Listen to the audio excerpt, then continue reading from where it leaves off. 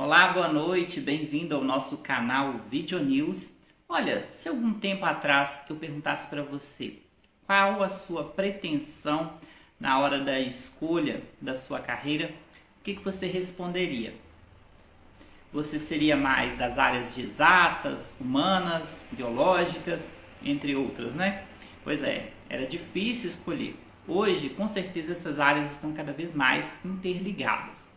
E hoje, aqui no canal, a gente vai receber um convidado para falar de uma área muito importante no nosso dia a dia, que tem um papel fundamental, principalmente para a formação das civilizações, e vai falar como que está essa área atualmente. Nosso convidado já está por aqui e vai falar sobre engenharia. Você sabe bem o que é engenharia? Sabe qual o papel dela e sua importância em nossas vidas? Pois é, ela tem uma importância fundamental e a gente quer saber onde é que está a engenharia no nosso dia a dia, nas nossas vidas. Nosso convidado já está chegando por aqui e vai bater um papo com a gente sobre a engenharia, ou melhor, as engenharias e suas curiosidades, porque a gente já deu uma pesquisada e vimos que são muitas as engenharias, um pouco melhor sobre elas nesta live de hoje. Portanto, seja muito bem-vindo, participe com a gente aqui no canal. Boa noite, Arthur. Boa noite, Júlio. Tudo bem? Engenheiro civil e ambiental, bem-vindo ao nosso Video News. É um prazer te receber aqui e a gente vai falar hoje sobre a engenharia e as suas curiosidades. Seja muito bem-vindo. É um prazer, Júlio, poder falar para você, para a audiência aí dos Videos News e falar sobre um tema que eu sou suspeito para falar. As pessoas me conhecem, sabem da minha paixão pela minha profissão, que é a engenharia. Eu sou engenheiro civil, engenheiro ambiental, pós-graduei em engenharia de estruturas, estou realizando o meu mestrado agora na área de tecnologia, ambiente e sociedade e também mais uma pós-graduação na área de engenharia de infraestrutura urbana. E estou à disposição para poder falar a respeito aí das curiosidades da engenharia e discutir a respeito aí dos últimos acontecimentos que vem permeando aí a nossa sociedade, principalmente com relação à questão das problemáticas urbanas que viraram notícia aí nas últimas semanas. Arthur, mais uma vez, seja muito bem-vindo aqui ao canal Video News. Eu espero que você esteja me ouvindo bem. Tá dando para ouvir direitinho aí? Pode prosseguir, estou ouvindo bem. Não sei se a Beleza, conexão está muito boa, que eu estou... Vamos lá. tá tudo tranquilo. Arthur, no início da live eu tinha falado, né, sobre a engenharia e suas curiosidades, mas na verdade a gente pode chamar de engenharias no plural, porque são muitas, né? Conta pra gente um pouquinho dessa história da engenharia. O que que você pode dizer pra gente sobre o conceito de engenharia? Bom, Júlio, o conceito de engenharia, assim, antes do século XVIII, era muito difícil distinguir o profissional de engenharia do profissional de arquitetura. Na realidade, era dois termos distintos que qualificavam basicamente o mesmo profissional. Ou seja, a pessoa que ela estava por trás de projetos e execuções de edificações, infraestrutura urbana, ele recebia essas duas qualificações. Ou era chamado de arquiteto ou era chamado de engenheiro. O termo engenharia civil surgiu nesse mesmo século para diferenciar tudo aquilo que não era ligado à engenharia militar. Ou seja, se não era engenharia militar, automaticamente era engenharia civil. E nós temos hoje uma gama, né, imensa de engenharias, tanto a nível de graduação quanto a nível de pós-graduação. Nós temos os engenheiros civis, os engenheiros ambientais, os engenheiros de produção, os engenheiros mecânicos, os engenheiros de automação. Nós temos também os arquitetos e urbanistas também, que dividem aí diversas atribuições com os engenheiros elétricos, enfim, a lista ela é imensa e tende a aumentar mais. Nós estamos em uma tendência de cada vez mais as engenharias se especializarem e estarem buscando aprimorar áreas cada vez mais específicas. Por exemplo, eu prevejo que em um curtíssimo espaço de tempo, até também para poder diminuir o tempo de formação, vão estar sendo promovidos cursos aí que vão lidar apenas com áreas afins. Por exemplo, engenharia de infraestrutura urbana, que hoje é tratada como uma pós-graduação, pode vir a se tornar um curso de graduação para aqueles que logo aí nos primeiros meses aí já se identificam com essas áreas de atuação, né? Olha, eu só quero trabalhar com engenharia de infraestrutura urbana. Então, provavelmente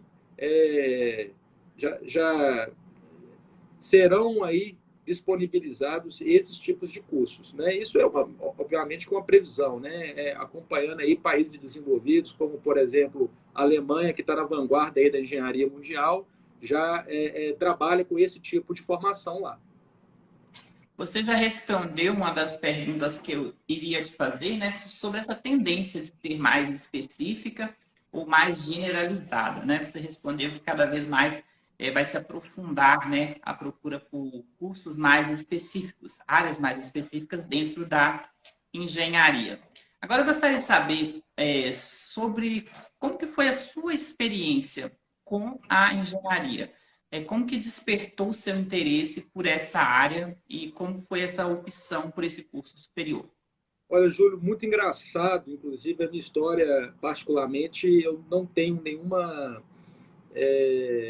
predileção, aliás, eu não tinha nenhuma predileção para engenharia, não tinha nenhum parente ou conhecido que era engenheiro. Na realidade, a minha família, ela é composta aí, na sua maioria, por dentistas, e eu até, assim, a metade do meu terceiro ano ali, já na hora de começar a pensar no vestibular, eu tinha em mente que eu ia seguir o curso da odontologia, mas assim nos últimos minutos, né, vamos colocar assim, na prorrogação, eu pesquisando a fundo, eu vi que eu não tinha muita habilidade para essa área, para a área da saúde de uma forma geral, e eu pesquisando as possibilidades encontrei aqui na nossa cidade, na Universidade Vale do Rio Doce, uma oportunidade de um curso que oferecia uma dupla formação.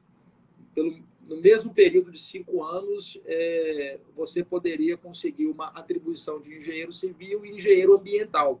E eu falei assim, olha, isso não pode ser ruim. Eu, com 5 anos, vou sair com 2 graduações aí. Eu achei a proposta interessante e eu matriculei no vestibular e não demorou muito para eu perceber que a engenharia era, de fato, a minha cara, né? Do começo ao final do curso, eu não tive dúvidas que eu tinha feito a escolha certa. Você acha que essas duas áreas, né, dessas duas graduações, civil e ambiental, hoje em dia estão mais interligadas do que antes? Completamente, Júlio. São duas áreas que, em um primeiro momento, pode parecer que elas se contradizem. E por que eu digo isso? Você tem, de um lado, a engenharia civil, que, numa definição genérica, quando você deseja modificar a paisagem natural, conformar ela para poder atender a algum interesse da sociedade, olha, eu quero transformar esse lugar aqui em um loteamento, quero urbanizá-lo, desejo construir aqui uma obra de infraestrutura, uma ponte, um viaduto, uma ferrovia, quero construir um aeródromo, eu vou recorrer à engenharia civil para essa missão. Mas, ao mesmo tempo, para que eu faça essa transformação, eu preciso conservar as condições naturais preciosas que nós precisamos e dependemos para que a gente tenha uma sociedade em sinergia com esses diferentes recursos naturais. E é aí que vem o engenheiro ambiental, não para impedir o desenvolvimento, mas para poder apontar quais são os melhores caminhos para se atingir esse objetivo. Então, são duas áreas que hoje estão completamente atreladas. O profissional que ele tem uma formação, que eu diria, multidisciplinar, na área da engenharia civil e na área da engenharia ambiental, ele tem um diferencial muito grande na hora de sentar na mesa e discutir a respeito de um projeto. Porque um dos primeiros gargalos vai ser a área ambiental. Como que eu vou garantir que esta obra que eu estou executando não vai impactar as pessoas ajusantes, não vai impactar populações que estão na circunvizinhança dessa obra. E eu falo de coisas simples, Júlio, não é obras grandes, não. Você vai construir um prédio no centro de Valadares, se ele não for bem planejado, se ele não for realizado dentro de normativos urbanos específicos, você pode, por exemplo, destruir a paisagem do Pico do Bituruna para uma população enorme. Olha, vou construir um prédio aqui. Não, mas se você construir um prédio na linha do horizonte e do campo de visão dessas pessoas aqui, você vai gerar o que a gente chama de impacto ambiental na paisagem daquele contexto.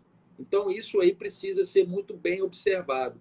E são nessas questões que se enquadram tanto o profissional da engenharia civil quanto o profissional da engenharia ambiental, e por que não as duas profissões e o mesmo agente, né, para poder promover uma discussão ali saudável e bem ponderada. Então, eu acho, assim, respondendo a sua pergunta de forma objetiva, são duas áreas que estão ligadas intrinsecamente e cada dia mais.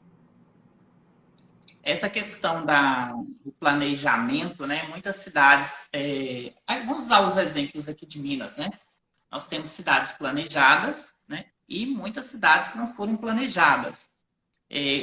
Uma cidade que é planejada, ela tem mais, ela oferece mais opções sobre essa questão que você falou, de, por exemplo, um prédio que vai ser construído, Tapparo e Bituruna, por exemplo. Você acha que isso já está dentro do planejamento urbano do município? Essas regras já têm que estar pré-definidas? Com toda certeza, e a gente tem uma ferramenta dentro da gestão urbana que ela é decisiva. Eu diria que é a pedra angular do planejamento urbano, que é o chamado plano diretor. Inclusive, ele está sendo elaborado, a sua atualização, o plano diretor de Valadares está sendo elaborado, uma vez que ele tem uma validade de 10 anos, ele precisa ser rediscutido, ele precisa ser remodelado para poder verificar tanto se as metas que foram propostas há 10 anos atrás se concretizaram e foram atingidas, propor novas metas e verificar esse percentual de assertividade daquele plano, porque o plano é um planejamento. Então, o plano diretor nada mais é do que o planejamento da cidade para os próximos 10 anos, como que ela vai se desenhar. E dentro do plano diretor, você tem vários eixos temáticos que vão discutir justamente essas questões aí, como qual que é o adensamento permitido nos centros urbanos, quantos andares eu posso construir nas regiões tais e tais, como que vai funcionar a mobilidade urbana, como que eu vou priorizar os programas de habitação. Então, tudo isso vai estar sendo discutido no plano diretor. E cidades que estão quites com esse planejamento certamente vão colher frutos. E cidades que já nasceram com esse planejamento, vamos citar o caso de Brasília, aí, que ela foi realmente projetada, e ela certamente ela não vai ter vários problemas que cidades que têm o seu crescimento sem nenhum tipo de controle possui. A realidade de Minas Gerais hoje, Júlio, é de várias cidades que estão crescendo sem o correto e o adequado planejamento. E o que a gente vai colher de prejuízo com relação a isso pode, inclusive, custar vidas, né? A realidade é essa. É o que a gente tem percebido, né? Diversos casos aí de desmoronamento também. Não só a questão do paisagismo, né? Mas também desmoronamentos, tragédias, a própria enchente, né? Como nós tivemos aqui em Governador Valadares. Aqui já dá para mapear quais são as áreas que são sujeitas à enchente, né? Isso é uma matéria, é uma disciplina do planejamento urbano, que é o gerenciamento de risco. O risco urbano ele está atrelado, eu vou resumir de uma forma mais objetiva em 3 áreas. Nós temos as áreas passíveis de alagamento, as áreas passíveis de enchente e as áreas passíveis de danos por movimentação de terra. Então, o que seria então o alagamento? São áreas que têm um sistema de drenagem defeituoso e mal projetado, que não atendem à vazão em períodos com alto índice pluviométrico. Choveu demais e com grande intensidade em um curto espaço de tempo, a drenagem ela não consegue dar vazão. É a mesma coisa de você querer jogar uma caixa d'água, 1.000 litros em um ralo. Essa água não vai descer de uma vez, ela vai demorar para poder se esgotar. Nós temos muitas regiões em Governador Valadares com problemas de alagamento, inclusive o centro de Valadares é uma região afetada por alagamentos em algumas chuvas, onde a gente tem uma intensidade maior. A enchente ela é diferente, a terminologia muda, porque a enchente está se tratando do transbordamento, quando o curso hídrico ele sai da sua caixa, ele transborda. Então, nós aqui em Governador Valadares também, né, é o que nós estamos vivendo agora, a nossa realidade hoje é de um período pós-enchente, onde a Prefeitura Municipal de Valadares tem feito um trabalho extraordinário na logística. É a terceira maior enchente que nós tivemos quando se refere à cota de inundação. Quando se fala de cota de inundação, nós estamos nós tivemos a terceira maior enchente. Mas eu quero, né, tomar a liberdade para afirmar que essa é a pior enchente em gravidade. Em gravidade, essa seria a nossa pior enchente. E por que eu falo isso? Nós temos hoje, né, na enchente de 72, que ela é conhecida como a maior enchente, nós tínhamos uma população, em média, aí, de 70 a 90 mil habitantes. Hoje nós estamos superiores a 300 mil habitantes. A população ribeirinha... 79, né? 270... isso. Obrigado. Enchente de 79. Nós tínhamos uma população ribeirinha muito menor do que a que nós temos hoje, ou seja, a quantidade de pessoas atingidas era infinitamente menor. E outra coisa, nós estamos com uma diferença enorme, que é a lama.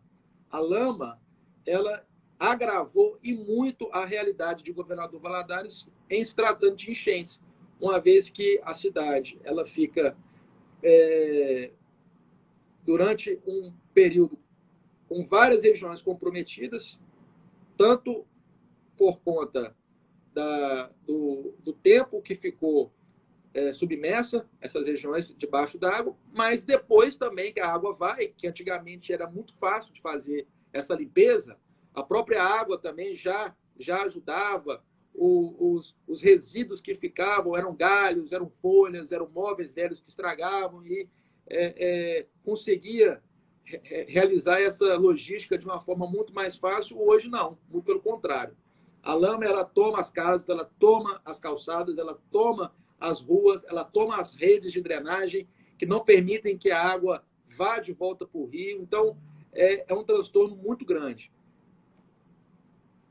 Essa questão da lama, né, que veio junto com o rompimento da barragem, ela continua muito intensa, né? Porque já é a segunda enchente que tivemos e parece que dessa vez a lama impregnou mais. Eu tive essa impressão, foi isso?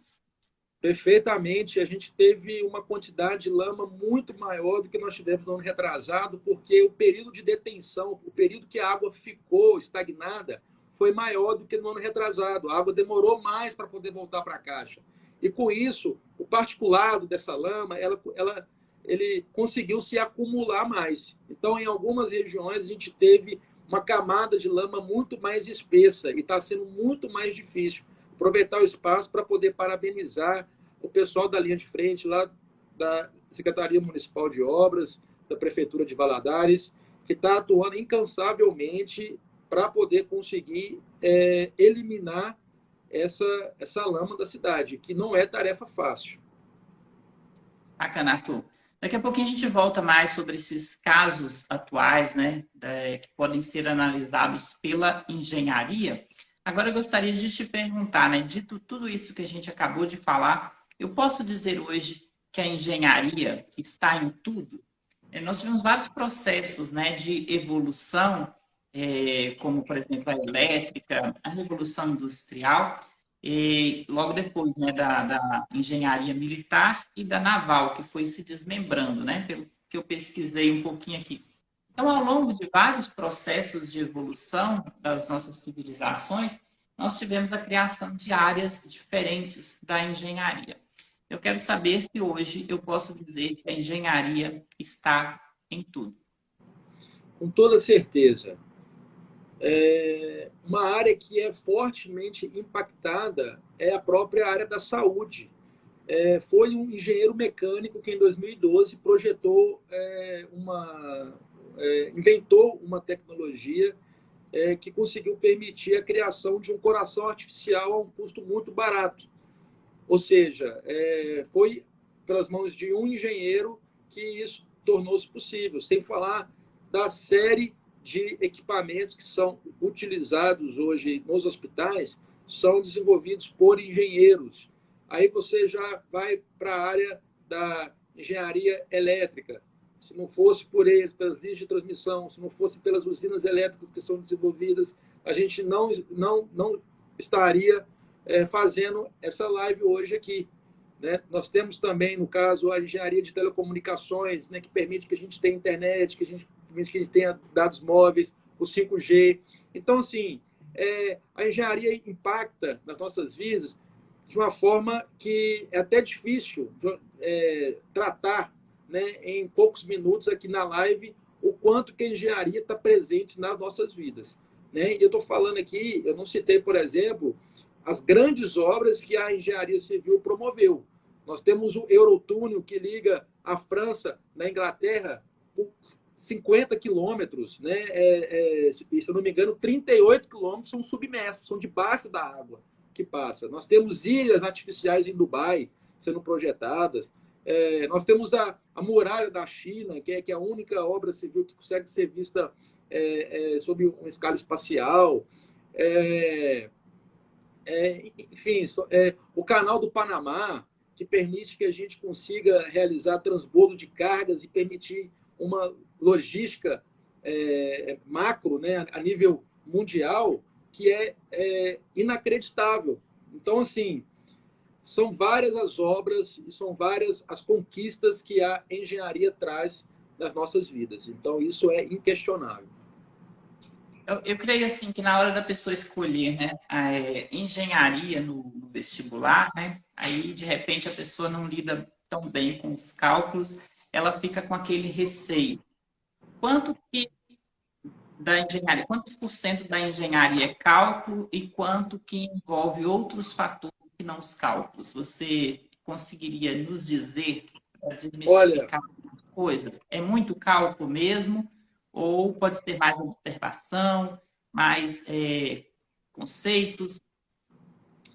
Júlio, nós costumamos dizer que engenharia é 50%, pelo menos a civil, é 50% física e 50% bom senso. Mas, assim, de antemão, eu queria esclarecer que o plano pedagógico de um curso de engenharia, ele faz uma construção. Você estuda cálculo 1, que são as matérias básicas, fazem revisão das matérias de ensino médio, eles vão tratando as deficiências. Na física 1 também, química orgânica, química inorgânica, para quem faz ambiental, como eu fiz. Existe um período onde você, a partir de uma maturidade, que você saiu do ensino médio, mesmo que você não tenha conseguido ter um bom desempenho lá, isso não quer dizer que quando você optar por um curso de engenharia, que você não vai conseguir fazer um bom curso. Então, é claro que você precisa saber matemática, você precisa saber química e você precisa saber física. Química, no caso, por conta da engenharia ambiental. Se você não gosta dessas áreas, se você não tem uma familiaridade com essas áreas, se você tem mais uma inclinação para as áreas sociais, eu não aconselharia o curso de engenharia. Mas se você gosta, se você não tem uma dificuldade, mesmo que você tenha dificuldade, mas você gosta da área, eu tenho certeza que você vai ter um prazer de estudar esse curso. E é só os primeiros períodos, né? Depois, vamos colocar, depois do quarto período, do quinto em diante, é tudo cálculo, física e química aplicada. Então, é outra coisa. É outra coisa. Você não tem aquele ensino maçante. Você vai ver como é que o cálculo e a matemática e a física elas vão ser utilizadas para poder objetivar algo que você quer fazer. Então, assim, se você quer fazer um prédio, aí você vê como é que você vai usar a matemática para poder projetar. Então, assim, é uma outra satisfação, é um outro prazer de fazer o uso da disciplina. Por exemplo, uma pessoa que se habilitou, né, em matemática ou se habilitou em física, e tem um desejo, né, de fazer engenharia. Você acredita que ela vai ter facilidade para eliminar matérias para poder cursar engenharia e vice-versa também? Principalmente física, né? Se tem um profissional que graduou em física e ele pretende fazer principalmente a engenharia civil, que faz bastante uso de física, principalmente das matérias de isostática, hiperestática, enfim, você depende da física e alguém que já leciona, né, e que tem uma formação nessa área vai tirar de letra e às vezes até com mais facilidade do que profissionais já formados, porque quando você tem uma base sólida, quando você tem uma teoria bem consolidada, para você migrar para a aplicação disso, você faz com muito mais facilidade do que quem desconhece. Então, sem dúvida nenhuma. Arthur, antes da gente partir aqui para os casos reais, né, que temos vistos atualmente, sobre a ótica da engenharia, eu gostaria de te perguntar sobre a pós-graduação, né, quando a pessoa sai da faculdade. Como você vê o mercado de engenharia hoje em dia? Bom, Júlio, eu costumo dizer que quando a pessoa ela sai da faculdade, ela tem 4 caminhos. Ela pode continuar estudando, ou seja, investindo em pós-graduações ou em estudos continuados. Ela pode sair imediatamente para um trabalho, ela pode ser contratada, né? Ou então passar em um concurso público, ou ela pode também trabalhar como autônomo, ou ela pode estar empreendendo e atuando em uma área diversa da engenharia. São 4 possibilidades que um engenheiro, depois que ele conclui a graduação, ele pode ter. O mercado ele é completamente receptivo para novos profissionais. Só que, diferentemente daquilo que foi anteriormente falado, que há uns 20 anos atrás, quando formava um engenheiro, você recebia ligação, você recebia correspondência nas suas casas, você podia escolher para onde você ia trabalhar. Hoje a gente não tem essa realidade mais. E eu diria que é para nenhuma área. Em qualquer área de formação, você precisa desenvolver soft skills, você precisa desenvolver network, você precisa desenvolver a sua rede de relacionamentos para poder conseguir encontrar oportunidades. E mesmo se você não conseguir uma oferta de trabalho, você pode construir a sua própria oportunidade. Aonde? Na área empresarial. Você já tem uma formação. Como é que você pode oferecer o seu serviço sem depender de um emprego? Às vezes eu me pergunto o seguinte: o medo de empreender no país é tão grande que a pessoa prefere muitas vezes se frustrar distribuindo currículos em empresas que não estão divulgando vagas. Eu vejo isso constantemente. Pessoas batendo na porta, entregando currículo, sem ter sido convidado, sem estar participando de um processo seletivo. Isso é normal. Mas ela deixa de pensar que procurar um cliente é mais fácil do que procurar um emprego, principalmente para a sua saúde mental. Se você procura um emprego, você tenta uma vez, tenta duas, tenta três, na quinta você já está frustrado. Você não tem oportunidade para engenharia, eu não consigo achar trabalho. Mas se você procura cliente, você já está trabalhando, você já está colocando a sua presença dentro do mercado, você já está indicando para aquelas pessoas que você é um profissional, que você está atuando. Então, isso te traz um conforto mental para você ficar mais tranquilo. E, nesses períodos, surgem oportunidades. Foi assim comigo e foi assim com outros colegas também. Quando eu formei, eu abri um escritório e fiquei um tempo no escritório até conseguir uma outra oportunidade de trabalhar na prefeitura, onde eu estou há 5 anos. Então, eu já pego um gancho nessa pergunta, porque eu vejo várias pessoas nas redes sociais, comediantes, vários programas de stand-up, das pessoas falando que o engenheiro ele é Uber. O engenheiro ele forma para trabalhar na 99, porque não tem serviço. Olha, isso desmerece a profissão. Eu fico triste porque eu entendo que a engenharia ela não pode ser pormenorizada em uma escala que não representa a grandeza que ela tem para a sociedade. A engenharia hoje ela é transformadora, como a gente conversou aqui, como a gente citou, e pessoas depreciarem toda uma classe, não fazendo demérito da profissão e de quem escolhe essa área, né? Da Uber e da 99. Mas as pessoas elas estão qualificando toda uma nova geração de profissionais e dizendo que o seu futuro é esse. Quem faz engenharia vai trabalhar com aplicativo de mobilidade, porque não vai achar emprego. Qual que é o resultado disso? As faculdades estão se esvaziando, não tem pessoas que estão querendo procurar engenharia para cursar. Por quê? Porque eles estão recebendo estímulos equivocados. Porque a engenharia ela é uma profissão sólida, ela é uma profissão transformadora e, de acordo com dados, a cada R$ 1 milhão aplicados na sociedade é necessário o emprego de um engenheiro.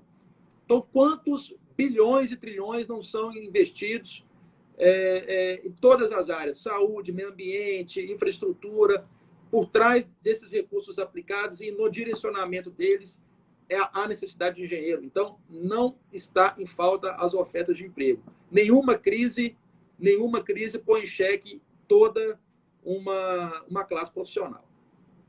Bacana isso que você disse sobre a questão, né, de se mostrar ao mercado também, né? Eu sei que o brasileiro ele gosta muito desse lado bem-humorado das coisas, né? Mas não podemos desmerecer qualquer que seja a profissão, né?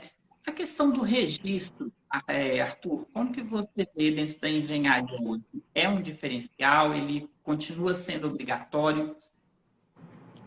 Com certeza, algumas profissões elas têm conselho de classe bem atuantes, né? O caso da engenharia, o caso da arquitetura, da farmácia, da medicina, dos advogados. Então, o CREA ele regulamenta a atividade profissional do engenheiro, o Conselho Regional de Engenharia e Agronomia, e ele promove fiscalização. Existem algumas críticas, alguns profissionais, obviamente, sempre querem o conselho mais presente, principalmente em obras que não têm a identificação do engenheiro. E é um quadro muito comum aqui, Júlio. Em Valadares, você passar em frente a uma obra e você não vê uma placa de um engenheiro.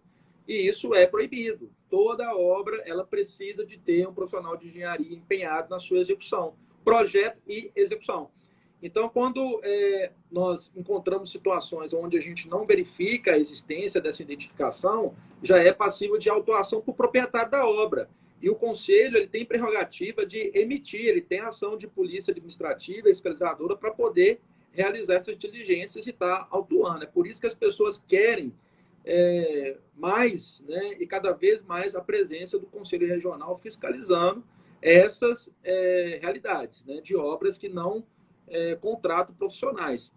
E nós tivemos aí, recentemente, vários problemas decorrentes de obras e edificações que não tiveram a atenção adequada de profissionais de engenharia. A Avenida Brasil ficou interditada durante um longo período por conta de uma obra que realizou uma contenção mal feita e derivou no colapso aí de toda a rua que teve que ser reconstituída. No Santa Helena, nestas chuvas agora, nós tivemos aí um prédio que colapsou, já estava interditado, a Defesa Civil já tinha retirado as pessoas de lá, mas era um prédio de 3 pavimentos que foi inteiramente para o chão. Ou seja, se houvesse algum profissional ali empenhado na realização de estudos preliminares do solo para poder projetar uma estrutura de uma forma adequada, a gente não teria um prejuízo gigantesco que essa pessoa teve, né? E, infelizmente, Júlio, em alguns casos, não dá tempo da Defesa Civil ou de uma ou outra autoridade interditar e retirar as pessoas. E aí a gente tem casos dramáticos de pessoas que são soterradas por edificações mal executadas. E aí é onde eu retorno naquela informação que eu tinha dito outrora, que a engenharia, quando ela não é bem observada, ou ela ainda existe, pode custar vidas, e é o que acontece. Com certeza, é o que a gente tem visto muito por aí. O Arthur, eu não sei se você está por dentro do que eu vou falar agora, mas recentemente eu realizei uma série de lives com colegas do curso Segredos da Atuação, que fizemos juntos com o Caio Castro, o ator.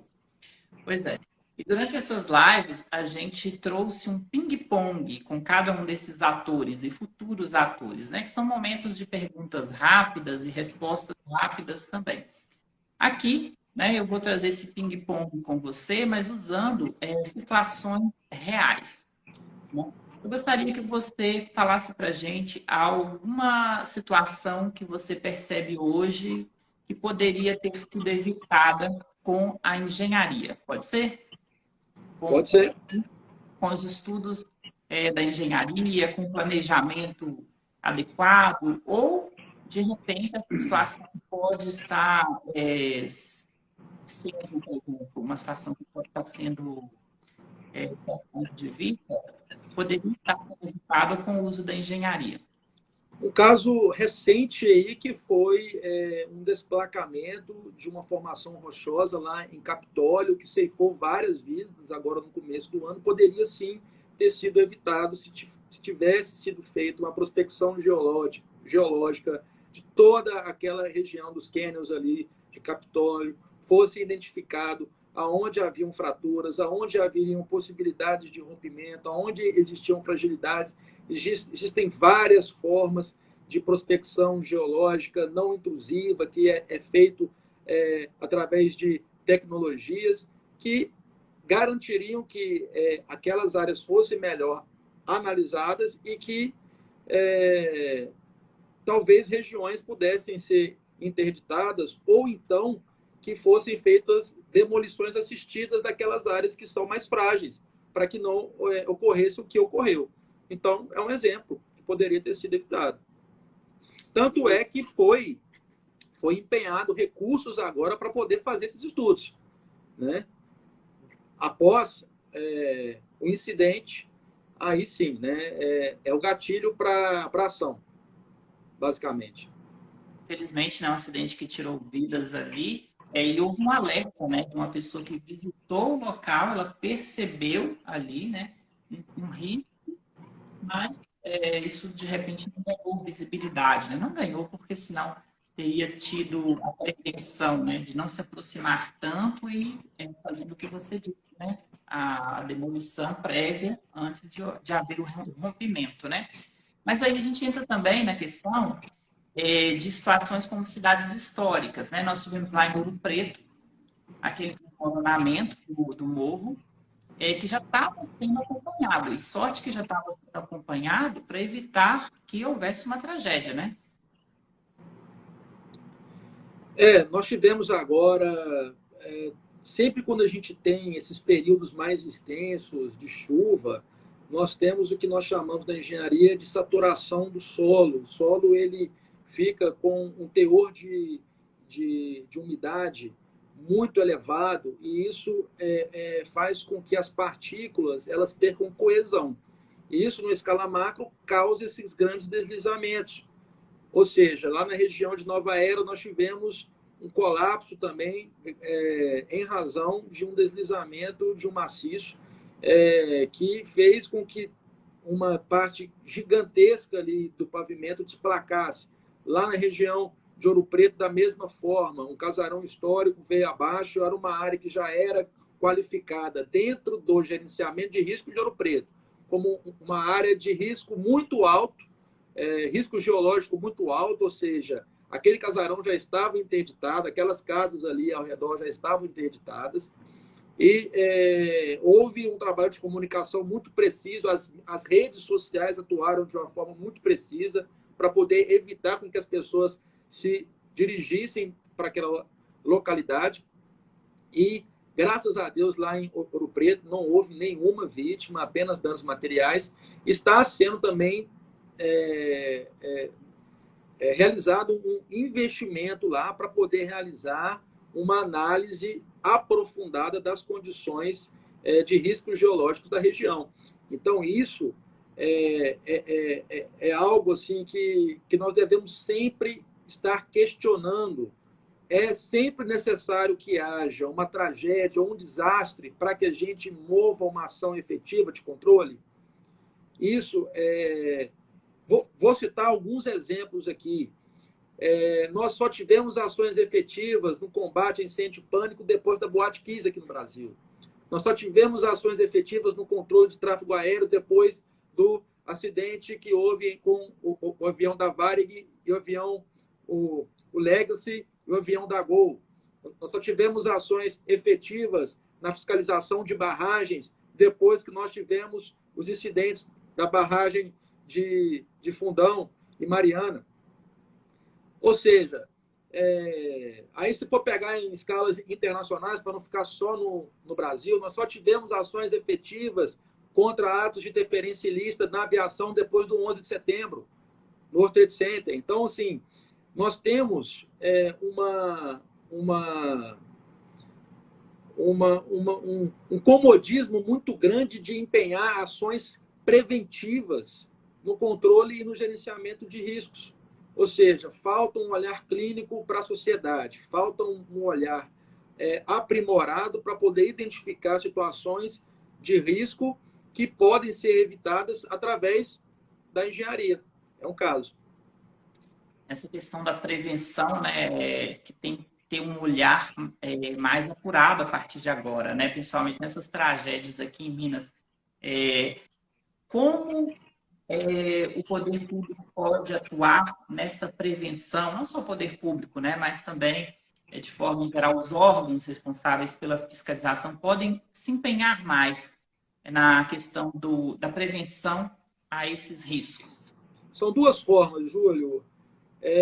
Os órgãos públicos eles precisam investir em planejamento urbano, mapeamento, né? E aí, se tratando de identificação de riscos, existem várias disciplinas que você consegue realizar diagnósticos precisos para poder encontrar essas fragilidades e construção de bons PEAs, que são os planos de emergências ambientais. Ou seja, o que nós temos casos, por exemplo, lá nos Estados Unidos, quando existe uma iminência de um tornado, no Japão, quando existe uma iminência de um terremoto ou um tsunami, existe uma série de fluxos que são desenvolvidos e são acionados de forma concomitante para poder conseguir informar e avisar e instruir aquela população a respeito daquela situação de risco. Ou seja, as pessoas elas recebem indicações nas escolas, fazem ensaios simulados de terremoto. Então, nós temos lá fora, talvez por ter uma fragilidade, uma exposição muito maior a riscos ambientais, de uma instrução que já acontece desde dos primeiros anos. Aqui no Brasil, a gente não tem isso. Nós não temos isso. E nós temos uma preocupação muito grande com as nossas habitações e o crescimento urbano desenfreado e as ocupações irregulares. O Brasil ele tem muitas favelas. As pessoas chegam aqui no Brasil e falam assim, nossa, o Brasil é um país pobre, porque tem muitas favelas, tem muitas casas que são... isso eu falo de uma visão, de uma perspectiva de alguém que vem de fora. Mas nós temos uma condição climática favorável. Uma pessoa ela pode chegar com 3 milheiros de tijolo, um pouquinho de cimento, chega numa área, vai lá e constrói, tá com frio, cobre com cobertor, tá com calor, liga o ventilador, o clima aqui é ameno.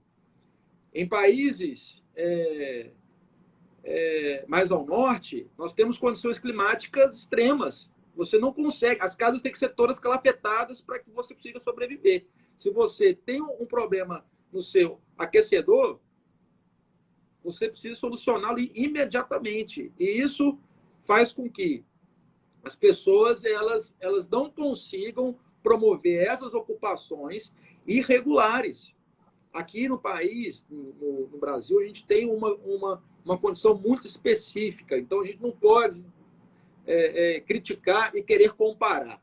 Mas nós temos que tratar as ocupações irregulares de uma forma cuidadosa, desenvolver através delas um correto planejamento urbano, promover projetos de urbanização, assim como aconteceu no Santa Helena, aqui em Valadares, assim como aconteceu no Carapina, assim como aconteceu no Turmalina, assim como aconteceu em vários outros bairros aqui, o Morro do Querosene, que é o Santa Efigênia, todos esses bairros eles nasceram de ocupações. E hoje eles possuem uma infraestrutura mínima que não permite que aconteça, por exemplo, acidentes, como foi em Angra dos Reis, como acontece no Rio de Janeiro, em alguns locais, que não tem uma urbanização adequada. São vários fatores aí, né, Arthur? Inclusive, alguns países, principalmente na Europa, são bem rigorosos, né, quanto à construção, né? Mais do que nunca por respeitar, né, toda a geografia deles também. Você citou, né, o caso dos países frios, mas eu cito agora também da Índia, onde milhares de pessoas morrem de calor todos os anos também, né, porque não tem uma estrutura adequada ali em suas residências. E isso poderia também ser evitado. Agora, em 2019, nós tivemos um desabamento de um prédio lá em Fortaleza, que completou, se não me engano, aqui 2 anos, né? Em outubro do ano passado, foi o edifício Andréa. Esse prédio passou por uma reforma, né? E, assim, teoricamente, ele não estava numa área de encosta. Qual o risco, assim, de um edifício realmente cair, né? Ele mostra sinais antes de haver essa queda? Com certeza ele tem sinais, né? E existe uma disciplina, né, dentro da engenharia que permite a identificação dessas patologias. É um diagnóstico estrutural para poder avaliar as condições de estabilidade da edificação. Esse caso de Fortaleza é um caso emblemático, porque é um erro de engenharia grave, Júlia. Aconteceu ali algo que eu tive acesso ao laudo, eu pude apreciar de uma forma mais detalhada. Foi uma obra de reforma no qual havia uma necessidade de um tratamento nas armaduras dos pilares do pilotis, que é o andar da garagem. Existe um processo que nós chamamos que é necessária a escarificação da seção de concreto para poder expor as armaduras dos pilares. E aí você consegue realizar o tratamento e promover essa recuperação. Mas você só pode fazer esse processo em um pilar de cada vez. E sempre que você for fazer isso, você precisa escorar bem as vigas, no qual esse pilar está sustentando, para que você compense essa perca de seção de concreto. O que foi feito ali? O profissional de engenharia responsável, ele recomendou para as pessoas que estavam trabalhando que eles fizessem a escarificação da seção de concreto em todos os pilares do pilotis ou em boa parte deles. Ou seja, você reduziu drasticamente a resistência à compressão da edificação e ela esmagou. Ela comprimiu essas seções. E aí o prédio inteiro colapsou. Ou seja, nesse caso aí, por mais que a edificação ela não estivesse em nenhuma área de risco, houve o emprego aí de uma técnica equivocada e o profissional ele foi responsabilizado por conta desses prejuízos, dessas perdas e danos. E, voltando à pergunta inicial, assim, né, nós temos diversas indicações que vão retratar exatamente qual que é o problema daquela edificação. Então, se você tem uma trinca na horizontal, isso representa uma coisa. Se você tem uma trinca na diagonal, isso representa outra coisa. Se você tem uma inclinação, que nós chamamos de recalque diferencial, isso representa uma coisa. Então, quando a edificação ela vai colapsar, é comum escutar estalos, é comum escutar sinais para que isso seja perceptível. Inclusive, a Defesa Civil, quando interdita o imóvel, ela analisa esses sinais para poder qualificar o grau de risco de colapso da edificação. E aí sim definir se ela interdita ou se ela não interdita. Bacana demais suas explicações, Arthur. Nós temos mais alguns minutinhos aqui da nossa live e sem querer estender muito o assunto, né? Porque rende muito o assunto realmente. A engenharia é muito bacana de se buscar e entender, né? Eu queria que você falasse agora sobre, eu não sei se é muito se vai do que você conhece aí, mas é um assunto que me instiga e instiga muita gente, né? Sobre os aviões. O avião no ar tem um risco maior de queda ou esse risco é bem menor do que as pessoas imaginam? A questão da aviação, ela de fato é muito intrigante. Eu confesso para você assim, que eu não sei os detalhes a respeito da engenharia aeronáutica, aquela que desempenha e realiza os projetos aí ligados à aviação. Eu estou muito mais a par da parte da infraestrutura associada aos aeroportos, né? Que a gente tem uma obra agora no município desse modal aeroportuário, então eu tenho um pouco mais de familiaridade, mas eu garanto, né, que os nossos aviões, inclusive nós temos aí um brasileiro conterrâneo nosso, né, que foi Santos Dumont, o pai dele era engenheiro, atuava em obras de infraestrutura ferroviária, ele com certeza influenciado pelo pai, foi para a área aí, da inovação. E como eu converso com algumas pessoas que são ligadas à área, a aviação ela é um modal de transporte extremamente seguro, e isso eu não tenho a menor dúvida. As taxas de acidente relacionadas à aviação comercial, que são aquelas, né, que são desenvolvidas pelas companhias aéreas, né? Aqui no Brasil nós temos atuação da Gol, da TAM, da Azul, entre outras. Elas são extremamente seguras, porque elas passam por manutenções praticamente toda semana, um check-up geral das aeronaves são feitas, uma manutenção periódica realmente bem executada, com uma série de avaliações. Por outro lado, a aviação geral ela apresenta mais riscos, e isso tem estudos aí que são realizados pelo CENIPA, que é o centro, né, que realiza as pesquisas e as investigações de acidentes aéreos. A gente teve recentemente aí o caso da Marília Mendonça, nesses tipos de... nessa modalidade de aviação, que é aviação geral executiva, onde tem esses voos fretados, nós temos um risco muito maior. E se você quiser saber o percentual da quantidade de acidentes que são registrados dentro da modalidade da aviação executiva comparada com a aviação comercial, eu te falo, existem 18.000% mais acidentes na aviação geral do que na aviação comercial. Olha para você ver que número surpreendente.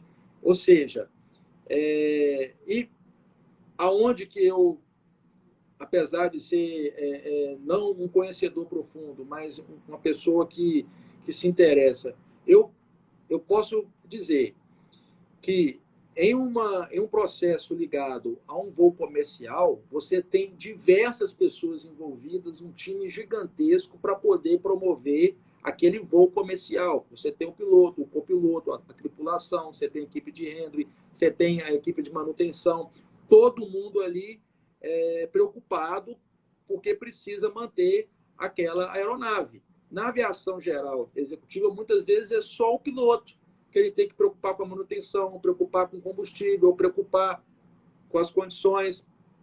Então, muitas das vezes, a saúde daquele meio de transporte, ele não está nas melhores condições e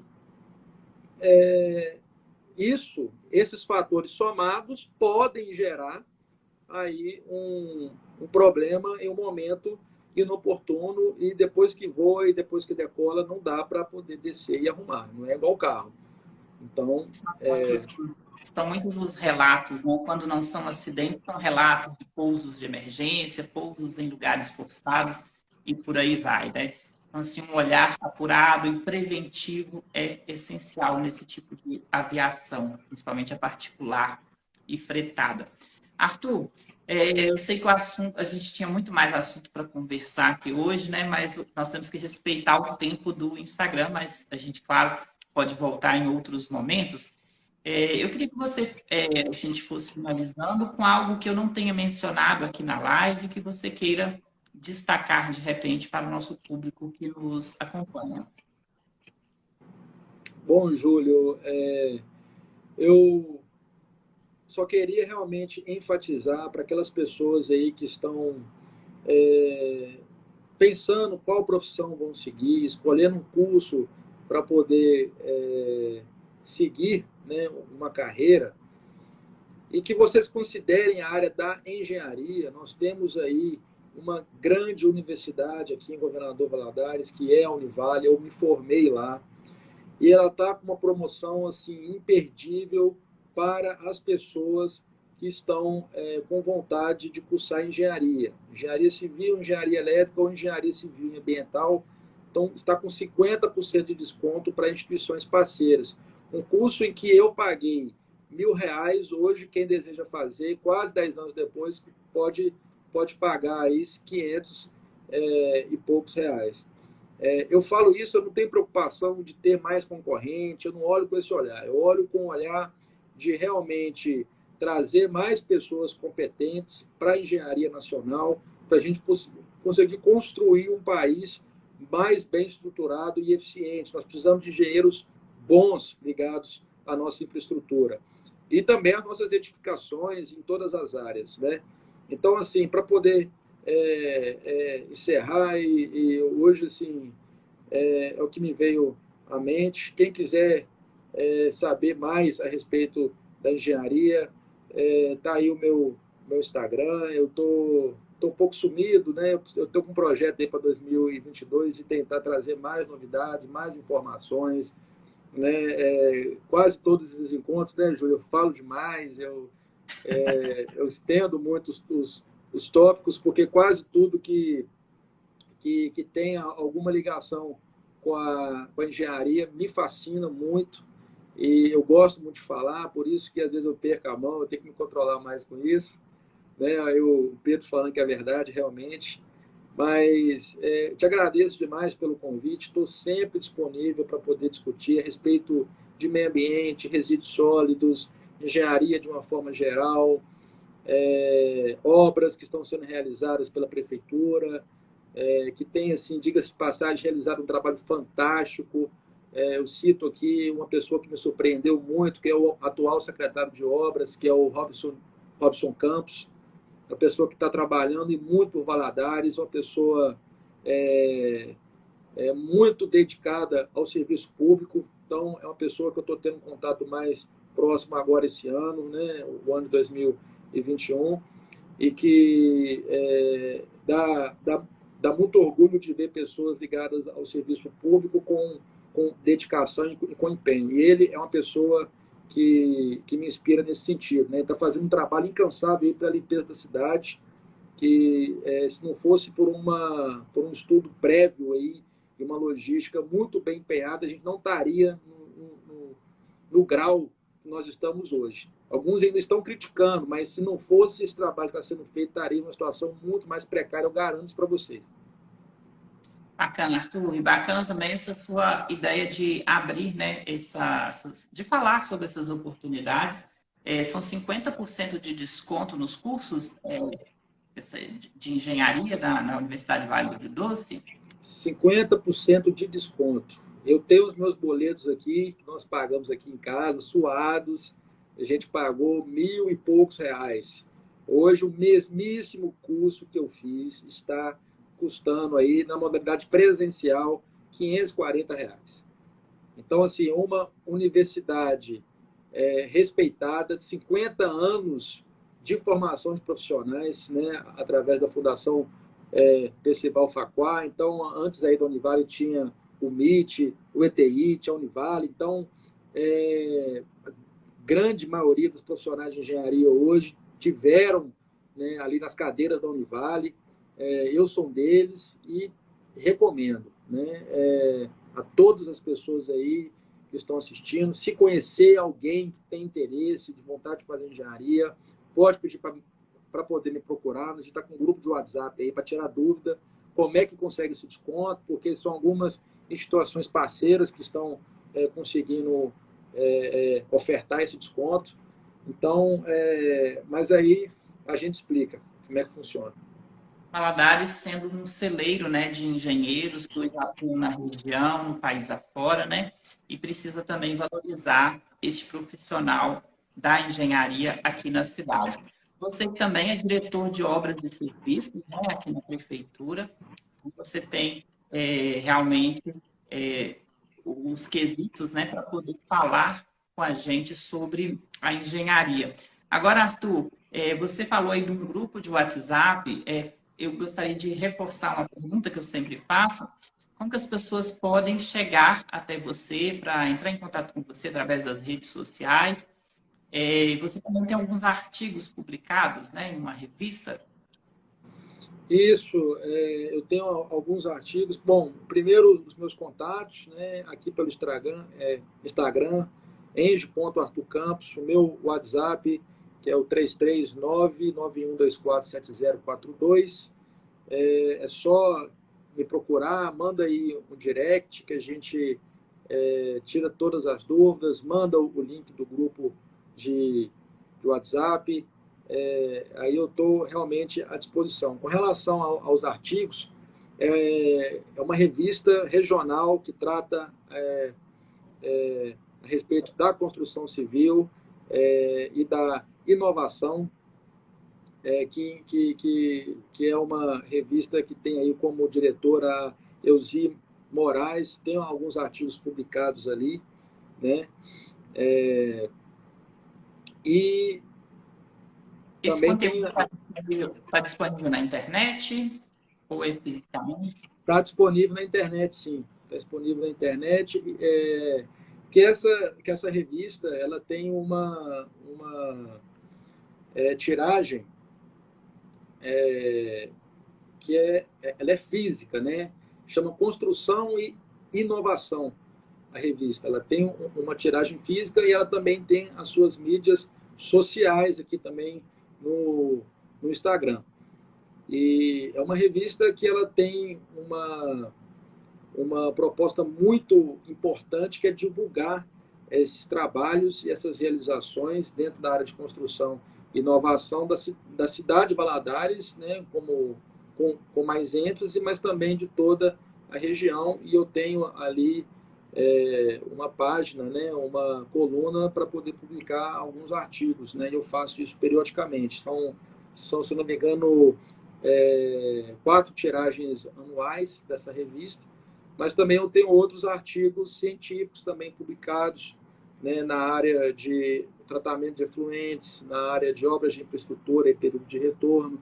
Tenho artigos publicados, inclusive um recente agora, que é a respeito da reformulação da coleta seletiva do município de Valadares, que é uma outra temática importantíssima, né, que é o gerenciamento de resíduos sólidos.